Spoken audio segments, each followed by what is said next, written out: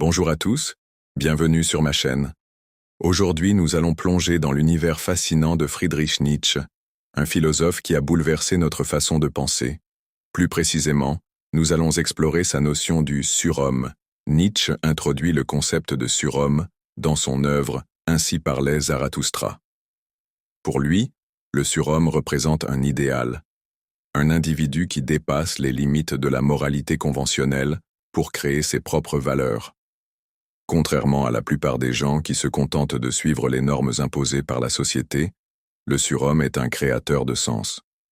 Pour mieux comprendre cette notion, il est important de connaître le contexte historique de Nietzsche. À la fin du XIXe siècle, l'Europe était en pleine mutation. La science remettait en question les croyances religieuses, et cela laissait un vide moral. Nietzsche voit dans ce vide une opportunité, celle de réinventer l'humanité, d'aspirer à quelque chose de plus grand. Le surhomme, c'est celui qui ose affirmer sa propre volonté, qui ne cherche pas validation auprès des autres. Au lieu de vivre selon des normes façonnées par la société, il forge son propre chemin.